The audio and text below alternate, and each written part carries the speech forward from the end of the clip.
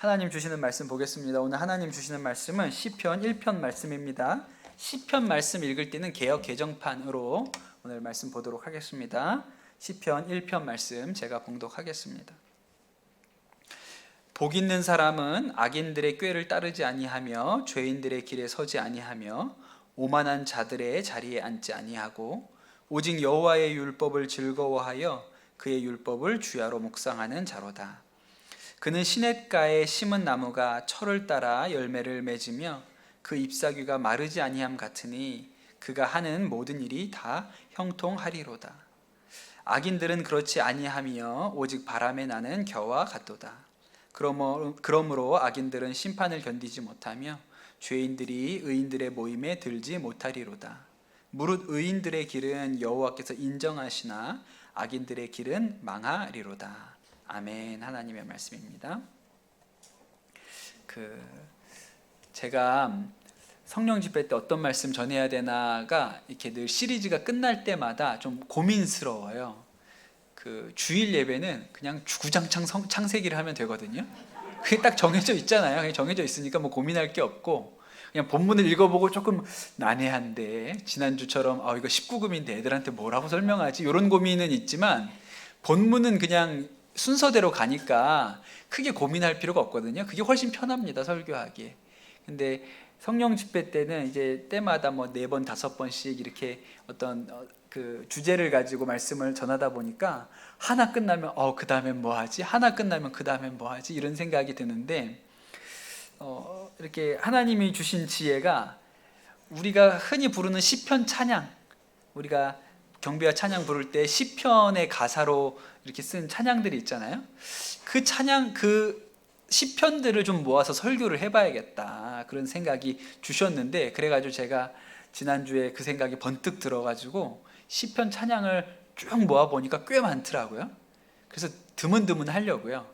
이렇게 하다가 시리즈 할 거 떨어지면 다시 시편 찬양하고 또 떨어지면 시편 찬양하고 이렇게 해야겠다는 생각이 들었어요. 그래서 3번 하려고 하거든요. 우리 추석 전까지 3번 하려고 하는데 오늘 시편 1편하고 다음 주에 시편 8편, 여호와 우리 주여 주의 이름이 온 땅에 어찌 그리 아름다운지요. 그 다음 주는 시편 18편, 나의 힘이 되신 여호와여 내가 주님을 사랑합니다. 그렇게 3편을 하려고 합니다. 익숙하게 찬양으로 알고 있는 시편인데 또 하나님께서 그 말씀 묵상하는 가운데 주시는 은혜들이 있다고 싶어요. 우리가 신앙생활 할 때 아까도 우리가 기도했지만 머리로 깨닫는 것도 있어야 하고요, 가슴으로 또 이렇게 스며드는 것들도 있어야 됩니다. 2가지가 다 필요해요. 너무 이성만 강조하면 좀 메마르죠. 좀 정죄하는 사람이 돼요. 말씀을 가지고 다른 사람을 잘 정죄하고 이런 사람이 될 가능성이 높고요, 반대로 감정에 너무 치중하면 기분 따라 믿어요. 내가 기분이 좋고 뭐 이렇게 감정이 좋으면 하나님 살아계신 것 같고, 내가 좀 다운되고 힘들면 하나님 안 계신 것 같고, 그러니까 2가지가 잘 좋아야 돼요. 말씀이 지적으로 논리적으로도 잘 이해가 되어야 하고 또 감정적으로도 잘 이해가 되어야 되거든요. 성경을 보면 아주 논리적인 성경들도 있습니다. 로마서 같은 성경이 그렇죠.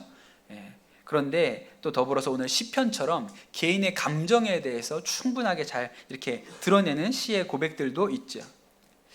그래서 이제 시편을 3편을 읽을 텐데 시편을 여러분 읽으실 때는 좀 방식이 달라요. 여러분 논설문하고 시를 어떻게 같이 읽겠습니까? 똑같은 방식으로. 로마서는 논설문에 가깝거든요.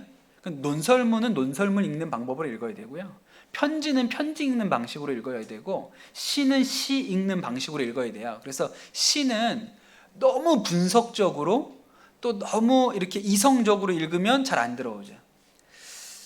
우리가 초등학교 때부터 시를 배웠습니다. 그렇죠? 학교 다닐 때 시 배우셨죠? 저는 초등학교 때 동시반에 있어서 배웠을 뿐만 아니라 쓰기도 엄청나게 썼습니다.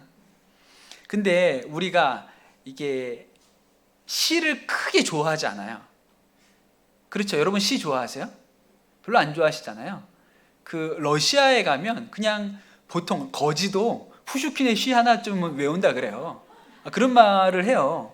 러시아에 가면 거지도 푸슈킨의 시 하나 정도는 외울 줄 안다고. 근데 우리는 그렇지 않거든요. 근데 왜 우리가 시를 별로 안 좋아하냐면 시를 너무 분석적으로 배워요, 학교에서. 예를 들어 제가 좋아하는 시, 고등학교 때 배웠던 시 같은데 님의 침묵이라는 시가 있습니다. 아시죠? 여러분들 배우셨죠? 한용운? 왜 제가 좋아하는 건 다 스님들이 쓰셨는지, 다 스님들하고 상관 있는 거, 왜 그런지 잘 모르겠어요. 의도한 건 아닌데 왜 이렇게 스님들이 한 걸 좋아하는지 잘 모르겠어요. 어린 마음에도 제가 이 시를 읽는데 멋있었어요. 뭐죠? 사랑하는 나이님은 갔습니다. 푸른 산빛을 깨치고 단풍나무 숲을 향하여 난 작은 길을 걸어갔습니다. 님은 갔지만 나는 결코 님을 보내지 않았습니다. 너무 멋있잖아요. 근데 학교에서 어떻게 배우냐면 이렇게 배워요. 이 시의 갈래는 자유시, 서정시, 형태는 사설조, 성격은 낭만적, 상징적, 의지적, 운율은 내재율이고, 어조는 여성적인 어조고, 심상은 시각적, 후각적, 촉각적 심상. 주제는 더 기가 막혀요. 임에 대한 영원한 사랑과 존재의 회복에 대한 신념과 회고. 여러분, 이게 누가 좋아하겠냐고요. 그 설명해 준 말을 이해를 못해요. 그 분석해 준 말을 이해를 잘 못해요. 그러니 그 시절에 시험만 보고는 이제 시를 버리는 거죠. 근데 시편도 그래요. 시편도 그렇게 분석적으로 읽는 게 아니거든요. 논리적으로 읽는 게 아니에요. 그래서 사람의 감정이기 때문에 말이 안 될 수도 있고요. 화가 날 수도 있고 슬플 수도 있고 기쁠 수도 있는 것이죠. 그래서 시편이 노래로 잘 어울리는 거예요. 감정을 건드리는 말씀들이기 때문에 그렇죠. 그래서 아이들도 사실은 시편 찬양 부르는 거 되게 좋아요. 말씀으로 된 찬양. 그게 그때는 무슨 뜻인지 모릅니다. 여러분, 제가 중학교 고등학교 때 김광석의 서른 즈음에를 좋아했어요. 10대 때. 그때는 그게 무슨 소리인지 모르고 좋아한 거예요. 난 30살이 돼도 그게 감정이 잘 이해가 안 되는데 모르는 거예요. 근데 시도 그렇죠. 아이들이 시편 어렸을 때는 그냥 암송한다. 근데 암송할 때 제일 오래 암송하는 방식이 노래로 외우는 거잖아요. 그래서 안 잊어버리니까. 근데 나중에 알게 되죠. 그게 이렇게 스며들어서 알게 돼요. 그래서 찬양으로 부르는 건 너무 중요하다고 싶습니다. 오늘 시편 1편 이야기를 하려고 하는데 사실 다른 찬양에 비해서 시편 1편으로 쓴 찬양이 그렇게 많지 않습니다. 유명세에 비해서, 이 말씀이 가지는 유명세에 비해서 그렇게 많지 않아요. 왜냐하면 약간 좀 분석적이에요. 논리적인 면이 있어서 그렇습니다. 시편 1편의 주제, 저도 이제 주제부터 잡고 들어가야죠. 시편 1편의 주제는 아주 단순하게 하면 이 시편 1편을 읽고 나서는 야, 내가 진짜 복 있는 사람이구나 라고 느끼면 잘 읽은 거예요. 근데 이걸 분석적으로 읽으면 엉뚱하게 읽습니다. 여러분, 오늘 이 말씀을 듣고 여러분이 딱 한 가지 질문에 답이 서시면 여러분은 시편 1편을 온전히 이해하신 거예요. 그 질문은 뭐냐면 여러분은 복 있는 사람이냐는 거예요. 여러분 복 있는 사람입니까? 아니면 지지리도 복이 없는 사람입니까? 흔히 우리는 복 있는 사람이 되려고 노력하는 경향을 가지고 있습니다. 교회에 나와서 열심히 기도하고 신앙생활하는 것도 복을 받으려고 노력하는 경향이 있어요. 여러분, 이 시대에 복 있는 사람이 어떤 사람이죠? 이 시대에 복 있는 사람이라 그러면 어떤 사람이에요? 이 시대에서 복 있는 사람이라고 하는 건 되게 단순해요. 돈 많은 사람이 복 있는 사람이라고 그렇게들 여깁니다. 시냇가에 심은 나무와 같은 사람이 어떤 사람이에요? 걱정 별로 없는 사람, 돈 걱정 별로 없는 사람. 그래서 건물 여러 채 가지고 있고 매달 꼬박꼬박 임대료 들어와서 먹고 사는 걱정 없는 사람. 그러니까 요새는 시냇가 염에다가 나무를 심으면 안 되고 건물에다가 나무를 심어서 건물에서 꼬박꼬박 들어오는 세를 받아서 크게 걱정 안 하고 살 수 있는.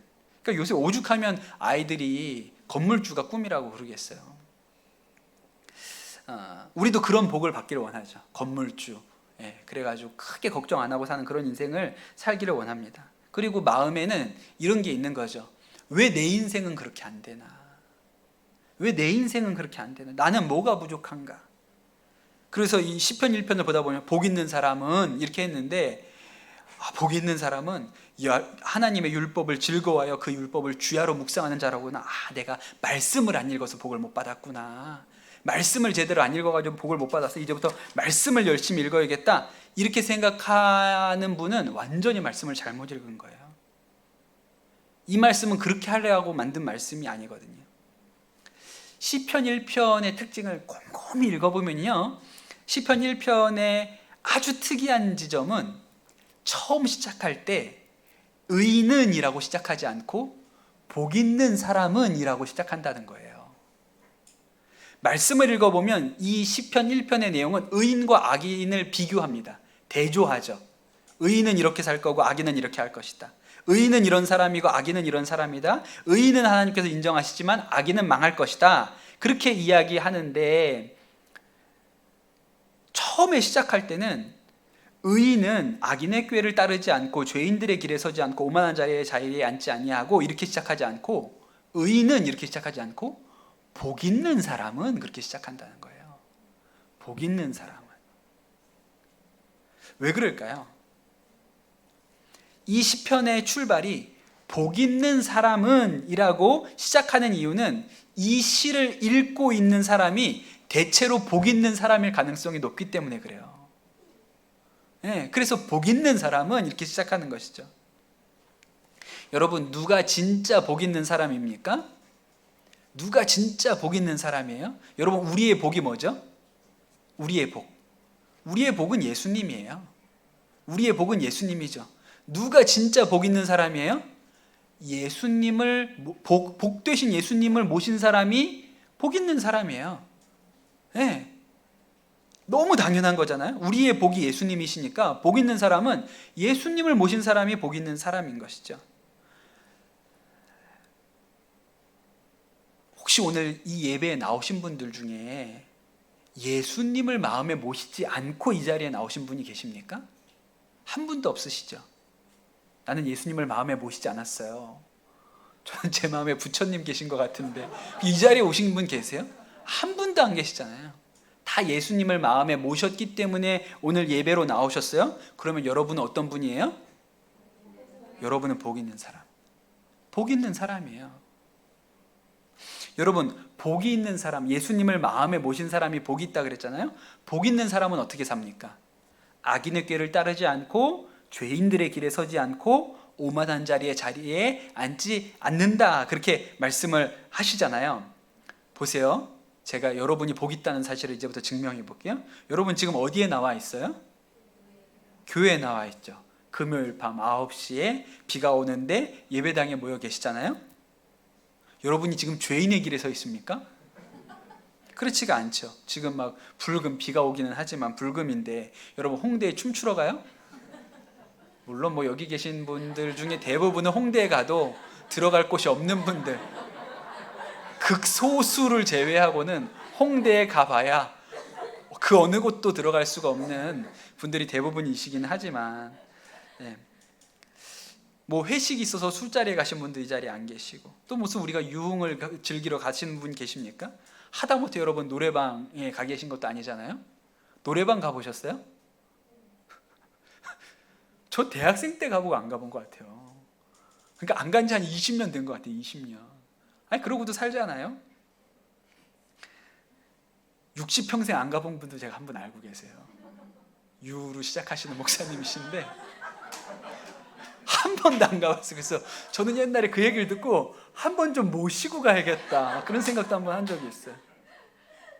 그렇다고 하다못해 우리가 집에서 넷플릭스를 보고 있는 것도 아니잖아요. 우리 굳이 왜 우리가 이 저녁에 예배를 드리러 나왔습니까? 복 있는 사람들이니까 그렇죠. 복 있는 사람이니까. 제가 선한목자교회 섬길 때 선한목자교회에 그 생명의 강 기도회라는 기도회가 매일매일 있었습니다. 매일 8시, 예배 있는 날 빼고 매일 8시면 생명의 강 기도회라는 기도회가 있어요. 목사들이 이제 하루씩 돌아가면서 말씀 전하고 기도하고 또 이제 안수 기도를 꼭 해야 됩니다. 그 기도회 자체가 이제 질병을 가지신 분들이 뭐 금요일에 한 번 와서 기도받고 낫는 일이 없어요. 기도도 꾸준히 받으시면 더 하나님께서 역사하시는 통로가 되니까 계속 그렇게 기도 받으실 수 있게끔 이제 매일매일 우리가 그 생명의 강 기도회라는 걸 했죠. 그래서 늘 안수 기도를 했거든요. 목사들은 한 달에 한 2번 정도 돌아오는 것 같아요. 근데 해보면 한 달에 2번인데 엄청 빨리 돌아옵니다. 금방 돌아와요. 나 또야? 나 금방 한 지 얼마 안 되고 나 또 해야 돼? 이런 느낌이에요. 그 전도사님들도 엄청 빨리 돌아오는 것 같아요. 네. 그러면 참 이런 마음을 가지면 안 되는데, 그 저녁 때 몇 분 안 모이는, 뭐 한 서너 분, 5-6분, 뭐 이렇게 10분도 안 되게 모이는 이 예배 인도하는 일이 마음에 어떤 게 있냐면 귀찮아요. 그렇잖아요. 수요일날 저녁 예배 있는데 목요일날 또 걸리면 목요일날 또 생명의 강 인도하고 금요일날 또 있고, 뭐 이런 식이 되니까 이게 좀 귀찮은 마음이 있어요. 다른 사역자들도 그런 마음들이 좀 있죠. 그런데 그 기도회에 매일 나오는 분들이 있어요. 기도하러 매일매일 나오는 분들이 있어요. 여러분, 그 기도회에 매일 나오는 분들은 어떤 분들이에요? 아주 마음이 갈급한, 기도 안 하기 어려운 상황에 있는 분들이시겠죠? 그런 분들이 나올 때 속으로 이렇게 생각할 수 있어요. 야, 내 인생 진짜 지질이 복도 없어가지고 매일매일 교회 가야 되는 이런 기구한 운명을 타고 이렇게 태어났나 보다. 어우, 내 팔자야. 나도 남들처럼 좀 8시에 그냥 텔레비전이나 보고 누워있어도 되는 그런 팔자로 좀 태어나봤으면 좋겠다. 이렇게 생각할 수 없죠. 나는 전생에 무슨 죄를 지어가지고 이렇게 8시마다 교회에 나가야 돼, 나가서 기도하지 않으면 견딜 수 없는 이런 인생을 사나, 그렇게 생각할 수도 있어요. 그런데 그 생명의 강 기도에 한 번도 안 빠지고 매일 나오시는 한 할머니 집사님이 계셨거든요. 한 번도 안 빠지고 계속 나오세요. 처음에는 집사님도 아니셨어요. 성도님이셨는데 평생 제가 알기로는 불교는 아니고 무슨 다른 그 우리나라 이렇게 종교에 오랫동안 이렇게 몸담으셨던 분이세요. 근데 이분이 이제 불면증도 심하고 이렇게 어려움을 당하셨는데 기도하고 나서 그게 싹 없어지고 잠도 잘 주무신다는 거예요. 그때로부터는 이 생명의 강 기도회를 빠지지 않고 나오세요. 제가 알기로 요양병원에 들어가시기 전까지 계속 그렇게 빠지지 않고 나오셨죠. 기가 막힌 일은 선한목자교회의 목사 전도사가 제 생각에 못해도 한 60-70명 되겠죠. 근데 그 60-70명이 다 같이 이 할머니 집사님 기도 제목을 다 알고 있어요. 매일 나와서 매일 똑같이 쓰니까. 저도 기억해요. 그게 뭐라고 병명을 제가 말씀드리진 않겠지만 무슨 병이, 가지고 계신 병이 뭔지. 근데 이 얘기는 누구한테 물어봐도 다 알아요. 그 70명의 목사 전도사들이 모르는 사람이 없이 다 알아요. 그럼 여러분, 복 있는 인생 아닙니까? 그 많은 목회자 전도사들이 다 그 할머니, 그 집사님 기도 제목을 알고 그분 이름을 알고 삶의 어려움을 다 알고 다 기도하니까요, 되게 복 있는 인생이잖아요. 제가 우리 강남 선한목자교회 와가지고 놀란 것 중에 하나가 뭐냐면 우리 새벽 기도에 나오는 여중생이 있어요. 우리 여기 아까 찬양하신 우리 집사님 따님, 인데 우리 그 사순절에 특별 새벽 기도회 할 때 그때 처음 나왔어요. 그때도 안 빠지고 잘 나왔거든요, 기특하게. 그래서 야, 진짜 기특하다 그렇게 생각을 했는데 특세가 끝났는데도 계속 나오는 거예요. 제가 그랬잖아요. 그럼 불안하다고. 무슨 일인지 이런 생각이 들잖아요. 그래서 엄마한테도 물어보고, 제가 그 친구 유은인데 유은이한테도 물어봤죠. 그래서 물어봤더니 유은이가 하는 이야기가 그냥 온대요. 그러면서 한마디 붙이는 게 재밌다는 거예요. 재밌대요. 그럼 난 참 새벽엔 별로 재미없는데, 제 생각엔 새벽에 별로 재미없는데 이 친구 재밌다고 그러고 나와요. 근데 제가 그 재밌다는 말을 설명을 좀 해볼까요? 그냥 유은이는 그냥 재밌다고 표현한 거죠. 근데 그 재밌다는 말을 설명해 보면 이런 걸 거예요. 유은이가 복받은 아이예요. 앞으로 지금부터 새벽 기도를 열심히 해가지고 나중에 좋은 성적 거두고 좋은 대학 가고 결혼 잘하고 또 취직도 잘하고 돈도 많이 벌고 건물주 돼서 앞으로 복을 받게 될 게 아니고, 유은이가 이미 복을 소유했기 때문에 나오는 거예요. 걔가 복을 받았기 때문에 나오는 거예요. 그 아이 안에, 유은이 안에 복되신 예수님이 계시기 때문에 그것을 기쁨으로 느끼게 되는 것이죠. 그래서 복 있는 사람들이 보이는 특징이 뭐냐면 오직 여호와의 율법을 즐거워해서 그 율법을 주야로 묵상하게 되는 거예요. 우리는 거꾸로 생각해. 이 말씀을 거꾸로 읽어요. 어떻게 읽냐면 복 받으려면 성경을 열심히 읽어야 되는구나 이렇게 생각하는 거예요.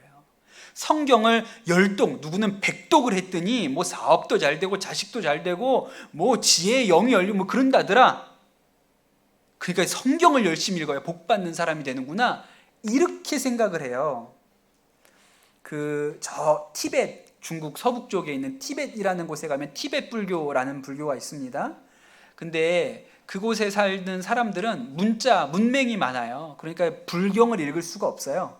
그래가지고 불경을 읽는 게 좋은데 불경을 읽을 수가 없으니까 문맹이니까 어떻게 해놨냐면 절마다 절 앞에다가 큰 통들을 이렇게 걸어놨어요. 통이 빙글빙글 돌아갑니다. 그 통 안에 그 불경이 들어있어요. 그래서 이걸 한 번 돌리면 한 바퀴 돌아가면 불경을 한 번 읽는 거예요.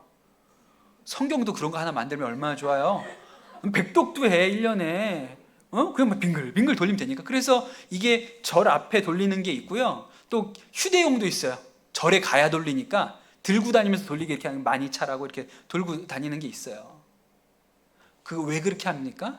그래야 복 받는다고 생각하니까 그렇게 하잖아요.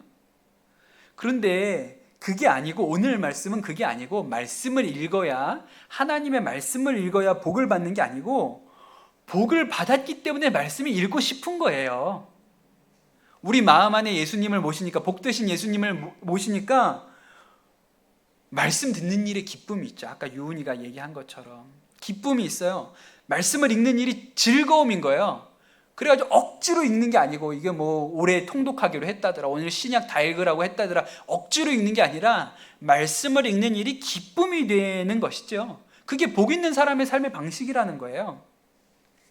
제가 올해 우리 교회 청소년들 데리고 수련회를 했고 또 지난주에는 부광교회 청년들 수련회 가서 말씀을 전했습니다. 제가 수련회 가서 이렇게 말씀 전해달라 그러면 어디든지 처음 간 곳은 첫날 저녁 집회 첫 말씀 전하라 그러면 무조건 죄에 대해서 전하거든요. 두 번째 설교는 바꿀 수 있어요. 뭐 성령에 대해서도 전하고 믿음에 대해서도 전하고 은혜에 대해서도 전하는데 첫날 첫 저녁 집회는 무조건 죄에 대해서 전해요. 여러분 얼마나 듣기 싫은 얘기입니까? 죄인이다.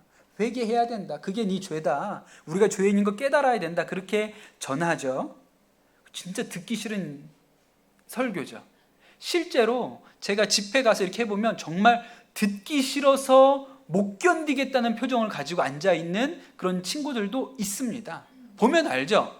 듣기 싫어 죽겠는 표정을 왜 모르겠어요? 보면 알아요. 전에 한 번은 수련회 가서 동성애가 죄라고 얘기했는데 그 얘기 듣자마자 한 사람이 그냥 그 자리에서 일어나서 나간 일도 있었어요.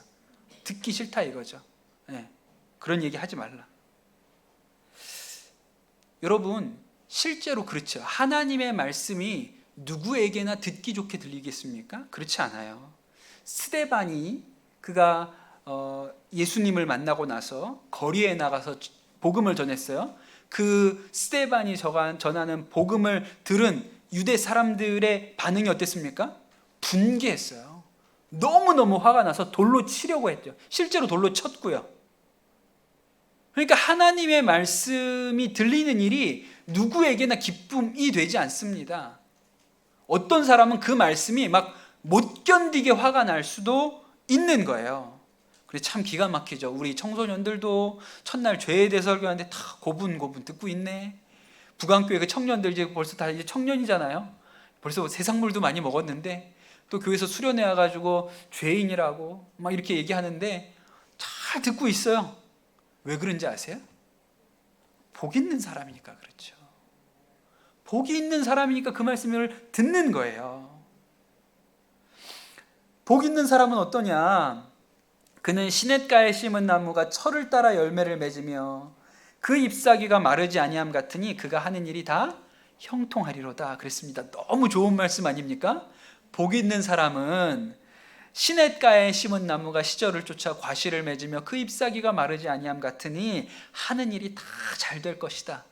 너무 좋은 말씀 아닙니까? 그런데 여러분, 이 말씀 때문에 사실은 많은 성도들이 오해가 있어요. 어떤 사람 참 좋겠다, 시냇가에 심겨서. 아유, 누구 집사는 참 좋은 집에서 가정에서 태어나서 남편 잘 만나서 참 좋겠다, 시냇가에 심겨져서. 나는 지지리도 복이 없어가지고 어디 저기 물 한 방울 나지 않는 사막 한복판에 나는 선인장인가 보다.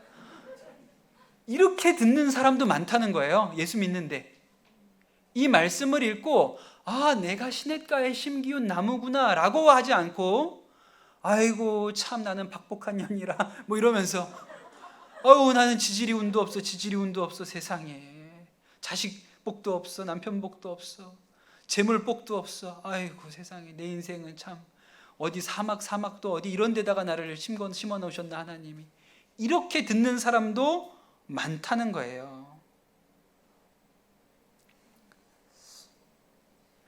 마치 이 말씀을 경제적인 풍요와 연관지어 생각하는 경우도 많이 있습니다. 누구는 시냇가에 심은 나무고 나는 아골골짝 빈들에 심겨진 잡초처럼 생각하는 거예요. 그렇게 생각하죠. 늘 메마르고 열매도 없고 그래서 나는 복 있는 인생이 아니구나, 그렇게 생각을 하죠. 누구는 하는 일마다 잘 된다는데 나는 뭐 하나 하면 제대로 되는 일이 없나, 그런 마음도 들어요.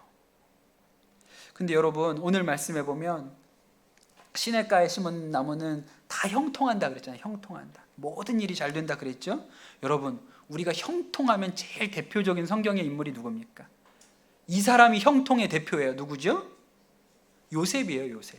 요셉은 형통했다는 얘기가 여러 번 나오지 않습니까? 하나님이 요셉과 함께 하심으로 그가 형통한 자가 되어, 이런 말씀이 여러 번 요셉에 대해서 나오죠.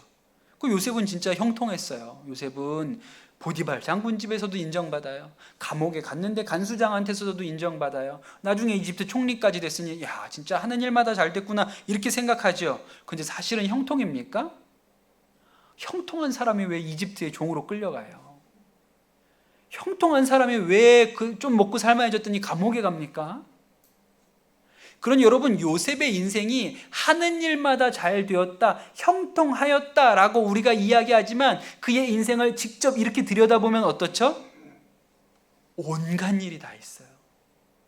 좋은 일만 있었던 게 아니에요. 어려운 일들, 슬픈 일, 힘든 일이 다 있었던 것이죠. 그런데 성경은 그러한 요셉의 인생에 대해서 형통하다고 말해요. 그러니 우리가 가지고 있는 형통에 대한 생각과 성경이 가지고 있는 형통에 대한 생각이 다른 것이죠. 성경에 또 형통하면 누구 떠올릴 만한 인물이 누가 있냐면 히스기야라는 왕이 있습니다. 히스기야에 대해서도 성경이 형통하였다 그렇게 기록하거든요. 히스기야는 되게 칭찬받는 왕이죠. 하나님 마음에 정말 정직하게 행한 왕이고, 또 북이스라엘이 멸망했을 때 너무 그 북이스라엘이 멸망당한 게 안타까워서 남유다 종교개혁할 때 북이스라엘 사람들도 너희들도 말씀대로 같이 살자, 너희들도 이 말씀대로 살면 회복할 수 있다, 그렇게 했던 사람이에요. 그 사람이 히스기야예요. 그런데 히스기야가 다스릴 때 무슨 일이 생겼냐면 아수르라는 강대국이 쳐들어옵니다. 히스기야가 이 아수르를 맞아 싸우기 위해서 준비를 많이 했어요. 요새도 많이 짓고 전쟁 준비를 많이 해놨는데 그 중에 하나가 예루살렘이 포위되면 이 예루살렘을 잃어버리지 않으려고 예루살렘 밖에 우물이 있었거든요. 물이 예루살렘 밖에 있었어요. 그래서 그거를 아수르 군대가 차지하면 안 되니까 그 우물을 메워버리고 땅굴을 파가지고 성 안으로 물길을 내서 성 안에서 물을 얻을 수 있게 그렇게 만들어놨어요. 그게 히스기야 터널이거든요. 급하니까 막 위에서는 쳐들어오지, 땅굴은 파야 되지, 급하니까 어떻게 팠냐면 양쪽에서 팠어요. 근데 양쪽에서 파는 거에 결정적인 문제는 뭐예요? 중간에 만난다는 보장이 없잖아요. 그게 양쪽에서 파는 거의 문제인데 기가 막히게 만났어요. 나중에 보니까 일직선으로 판 것도 아니에요. S자로 팠는데 중간에 만났어요. 그러니까 얼마나 잘 되는 사람이에요. 그냥 막 팠는데 중간에 만나네. 진짜 잘 되는 사람이에요. 그러니까 히스기야에 대해서 성경이 뭐라고 기록하냐면 그는 하는 일마다 형통하였다, 그렇게 기록하죠. 근데 그러고 어떻게 됐어요? 졌어요. 그렇게 준비 다 해놓고 아수르한테 밀려가지고 완전히 포위당해가지고 어려움을 당해요. 다행히 하나님께서 구해주셔서 그 위기로부터 벗어나죠. 근데 병에 걸려서 죽게 돼요. 히스기야가. 또 하나님 앞에 간절히 기도해가지고 하나님이 또 복을 베풀어 주셔서 15년을 더 살았어요. 근데 15년 더 사는 그 일에 앞서서 무슨 일이 생기냐면, 그가 병이 걸렸다는 소문을 듣고 저 멀리 바벨론에서 사신들이 와요. 히스기야가 기분이 좋아가지고 자신의 성전 창고를 다 보여줍니다. 이사야 선지자가 뭐라 그랬냐면, 나중에 저 바벨론이 그 성전 창고를 다 들어서 가져갈 거라 그랬어요. 그리고 그 15년 더 살면서 낳은 므낫세라는 아들 때문에 남유다가 멸망당해요.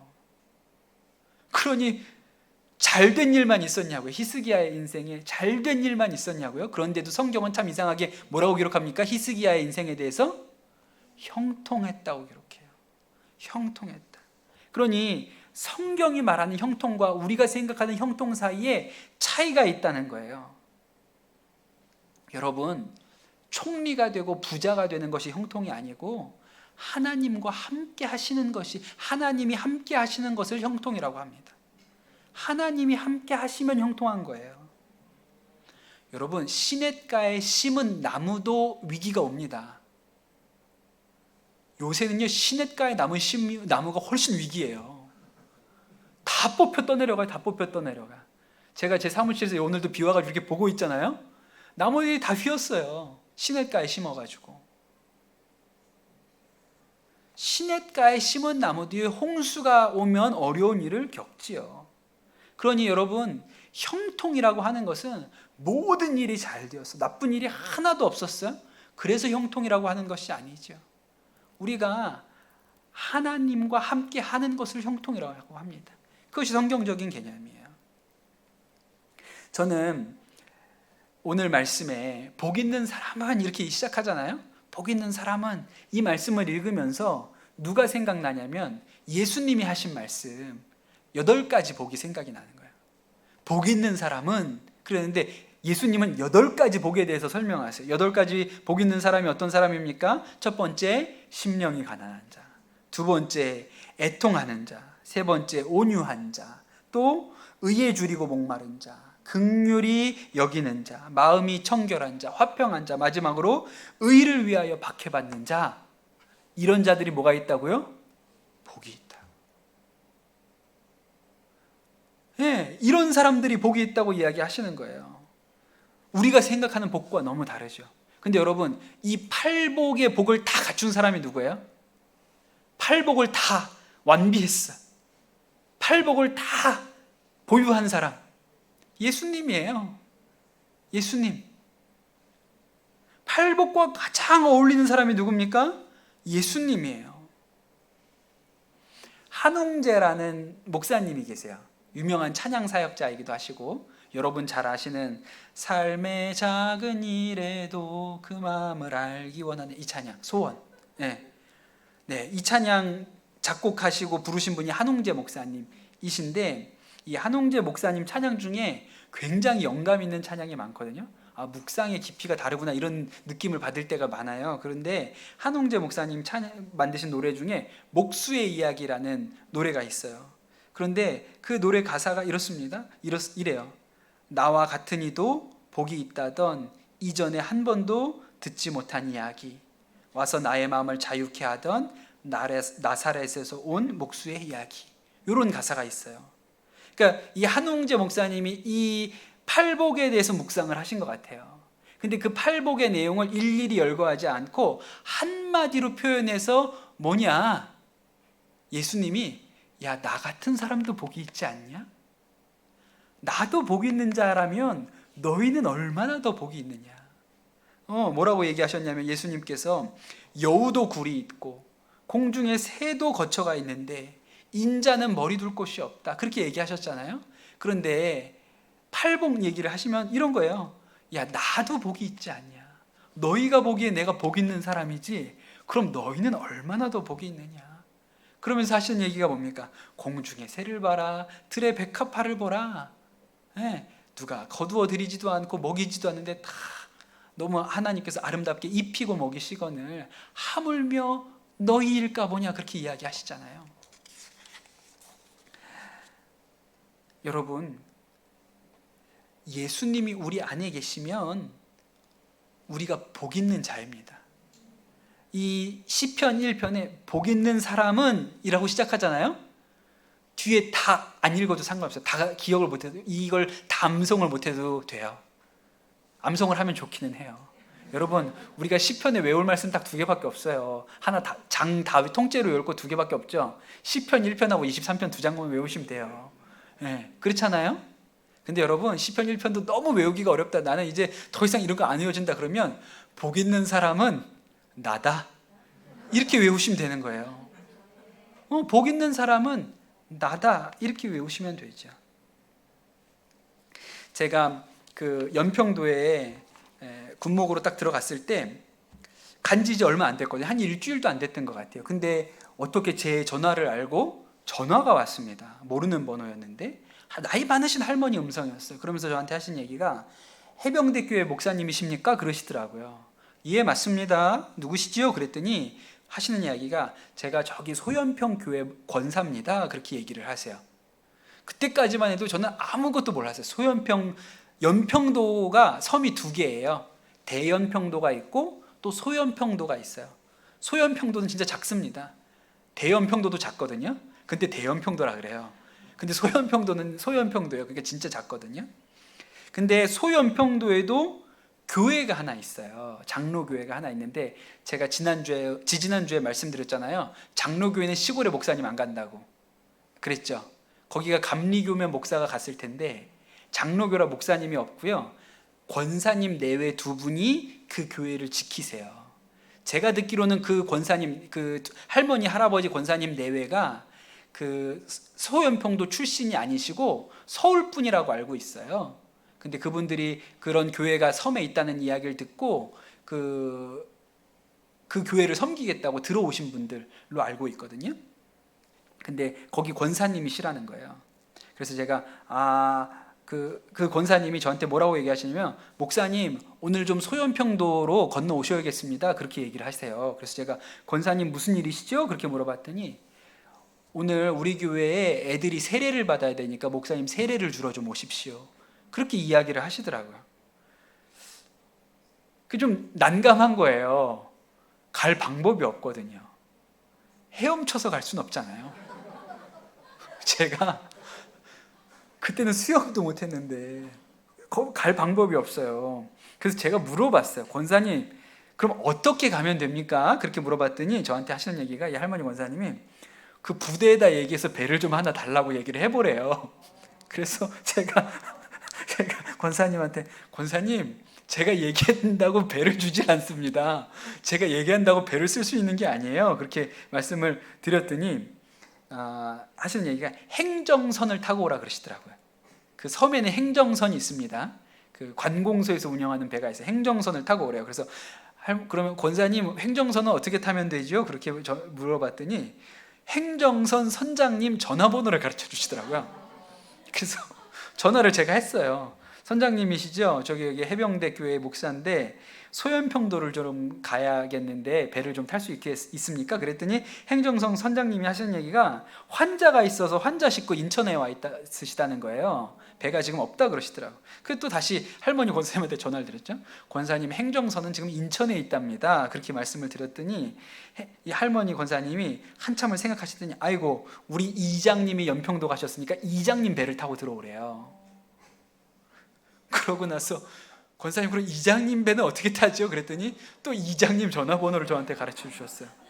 또 이장님한테 전화를 했죠. 그래서 이장님, 제가 여기 해병대 교회 목사인데 소연평도를 가야 되는데 배를 좀 얻어 탈 수가 있나요? 그렇게 물어봤더니 이장님이 지금 막 출발하려고 한다고, 배 타러 빨리 오시라고 그러는 거예요. 그래가지고 제가 막 급하게 그 가운 챙겨가지고 막 급하게 배 타러 쫓아갔어요.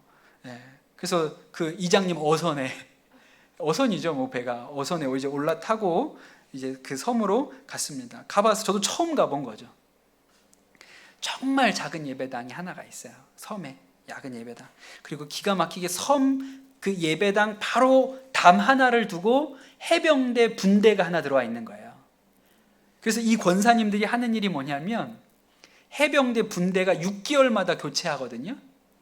그럼 6개월마다 새 애들이 오는 거예요. 그럼 이 할머니, 할아버지, 권사님이 해병대 대원들 교회로 불러가지고 예배드리라 그러고 예배 끝나면 밥을 해주시고 양육을 하시는 거예요. 그래가지고 몇 달 지나면 이 아이들을 세례받을 준비를 해놓으세요. 세례 문답까지 다 해놔서 세례 받을 수 있게 준비를 해놓으시면 연평도 해병대 교회에 전화를 해가지고 목사님 오셔서 준비됐으니까 세례 주고 가십시오. 그렇게 하시는 거예요. 그게 그분들 평생 하시는 일이에요. 근데 가봤는데 진짜 작은 교회, 허름한 섬교회고 얼마나 옹색한지 몰라요. 겨울에는 난방을 못 돌려요. 기름값 비싸서. 예, 그 못 돌리시거든요. 그러니까 그 선풍기 같이 생긴 난방기 있잖아요. 이렇게 위 왔다 하는 거. 그게 교회에 여러 개가 있어요. 그냥 그거 켜놓고 예배 드리는 거예요. 그렇게 하시거든요. 두 할머니, 할아버지, 권사님이. 그날도 이제 딱 가보니까 이제 세례 받는 아이들 이렇게 벌써 세례 증서를 다 써놨어요. 거기다 내 이름만 쓰면 돼, 제 이름만 쓰면 된다고 그 칸만 비워놓으시고 다 준비를 해놓으셨어요. 그리고 아이들 세례 받는다고 세례 선물을 준비해 놓으셨더라고요. 그날 세례 받는 아이가 3명이었거든요. 그래서 딱 가서 보니까 세례 증서가 있고 내복 상자가 3개가 이렇게 있더라고요. 한여름이었는데 내복 상자가 이렇게 3개가 있어요. 그 권사님한테 제가 물어봤죠. 권사님, 세례 선물이 내복이에요? 그랬더니 권사님 하신 얘기가 상자만 내복이라고, 안에는 내복 들은 게 아니라 그러시더라고요. 그 제가 열어봤어요. 내복 상자를 열어봤는데 내복 상자 안에 뭐가 있었냐면 웨하스 한 봉지, 그 다음에 성경책 한 권, 조그만 성경책 한 권이 들어있고, 또 하나가 뭐가 있었냐면 하모니카가 들어있더라고요. 그 제가 기가 막혀가지고, 아니 2개는 알겠어요. 성경책하고 웨하스는 왜 있는지 알겠어요. 근데 권사님 하모니카는 왜 넣으셨어요? 그랬더니 앞으로 예수 믿었으니까 찬양하며 살라고 하모니카를 넣어주신다는 거예요. 근데 그렇게 눈물이 나더라고요. 제가 그걸 보는데 그렇게 눈물이 나요. 여러분 생각이 어떠세요? 그 소연평 교회가 아주 척박한 사막, 아골, 골짝, 빈들로 보이십니까? 아니면 시냇가 옆으로 보이십니까? 저는 거기 시냇가 옆이라고 생각해요. 네. 거기 정말 가난하고 옹색한 시골 마을이거든요. 시골도 아니죠. 어촌. 몇 가구 살지도 않는 그런 데거든요. 그 늦은 나이에 그곳에 와가지고 그냥 가난한 교회를 섬기시는 두 권세아님 내외가 여러분 아골골짝 빈들에 심기어진 잡초로 보이십니까? 아니면 시냇가 옆에 심기운 나무로 보이십니까? 제가 볼 땐 시냇가 옆에 심기운 나무예요. 그래서 때를 따라 열매를 맺고 그 잎사귀가 마르지 아니하고 그 인생이 형통한 분들이시죠. 그런데 여러분, 아기는 그렇지 않아요.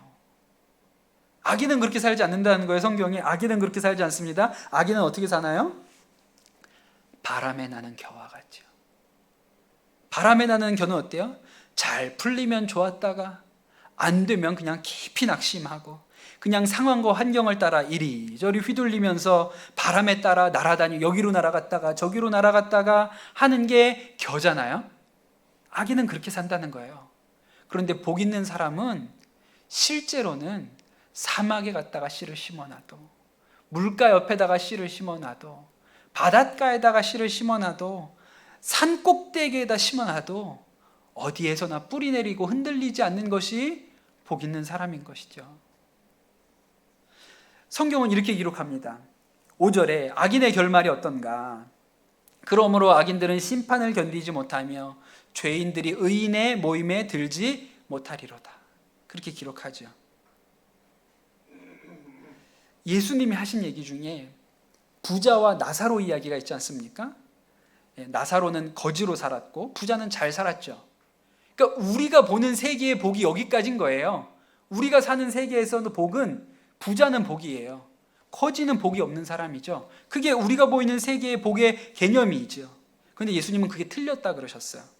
부자는 나중에 죽고 나니까 부자는 지옥에, 나사로는 아브라함의 품에 있었습니다. 여러분, 예수님 모시고 가난하게 살 수도 있어요. 예수님 모시고 인생의 어려운 풍지 평파를 겪을 수도 있습니다. 예수님 모시고 살면서 질병에 걸릴 수도 있지요. 우리가 주변에 예수 믿는 사람들 중에도 어려운 형편을 살아가는 사람들을 보잖아요. 근데 여러분, 마지막 때를 놓고 본다면 말이에요, 부자와 나사로의 이야기처럼 마지막 때에 우리가 죽음 이후에 그 밑에 가리워진 장막을 싹 걷어내고 본다면 누가 복 있는 사람입니까? 누가 진짜 복 있는 사람이에요? 평생 어려움 없이 잘 살다가 그냥 어려움 없이 고생 한번 하지 아니하고 있는 것 가지고 잘 누리고 살았어요. 그러나 결국 그 마음에 예수님은 모시지 못한 사람입니까? 아니면 힘들고 어렵고 뭐 가난하게도 살았고 풍지풍파도 맞았고 인생의 질병으로 인하여도 고생도 했어요.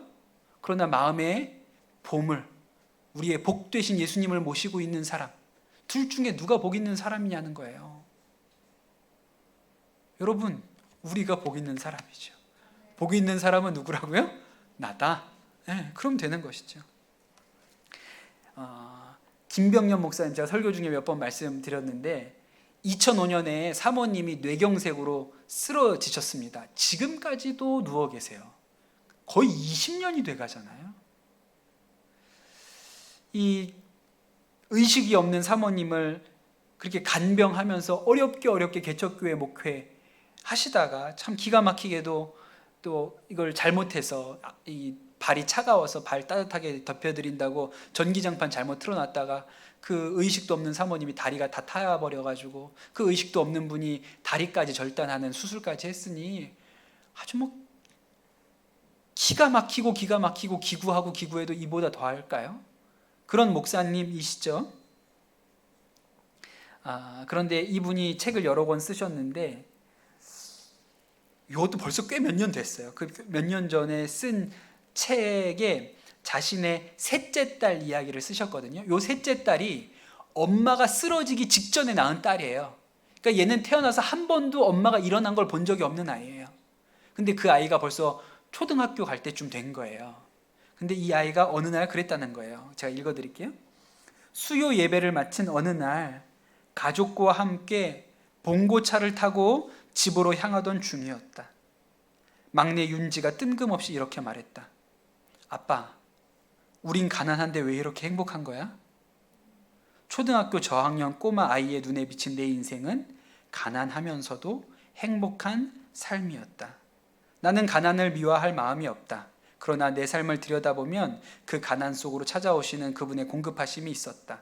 거기에서 찾아내는 기쁨이 있기에 행복하다.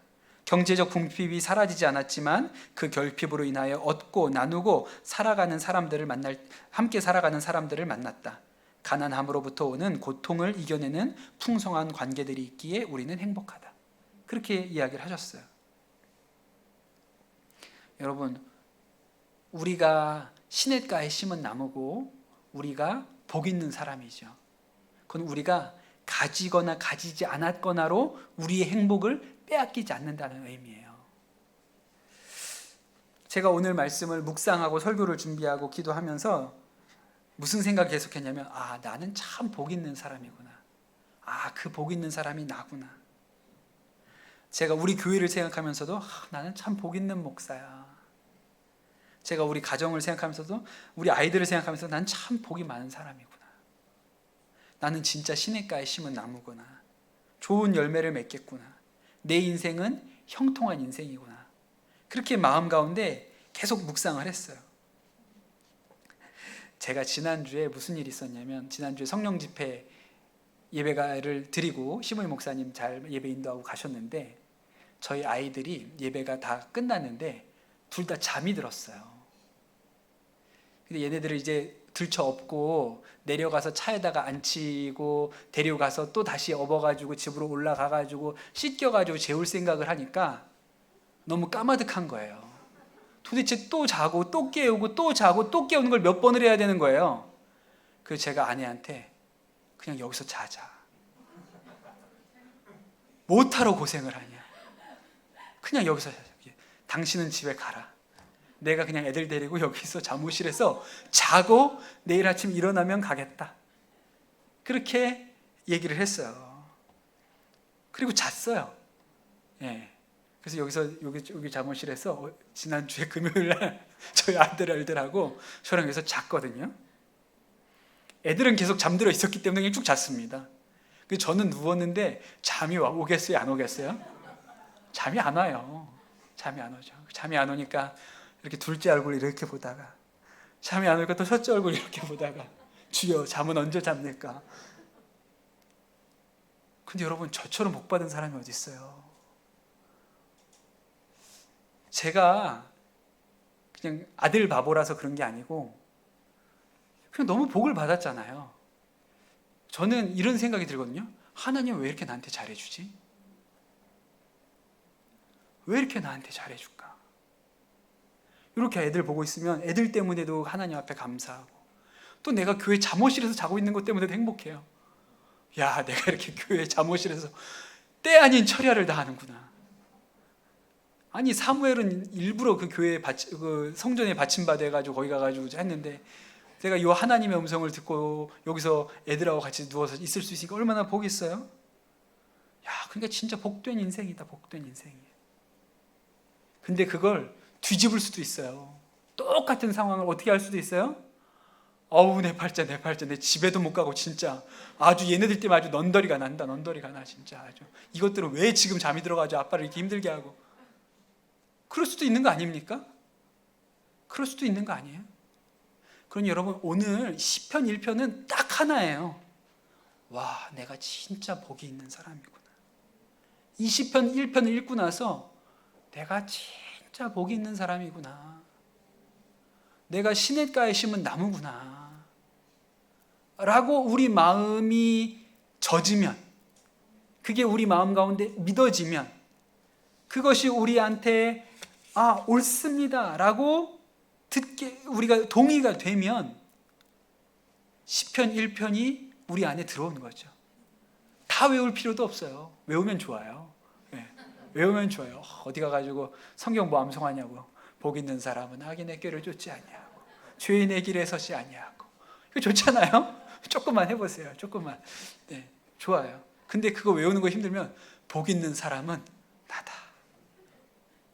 네, 시냇가에 심은 나무는 나다. 형통한 자는 나다. 그러면 됐죠. 그런 거예요. 네. 그게 이 시편 1편을 쓴 기자의 마음에 가장 잘 접근한 거예요. 여러분, 이 시편 1편 쓴 사람이 아우 내 인생 내 팔자야 이러고 썼겠습니까? 그가 스스로를 복 있는 자라고 생각했기 때문에 이렇게 쓴 거 아니에요? 그러니 우리가 이 말씀을 읽고 이 시편 1편을 읽고 야, 그 사람이 나네.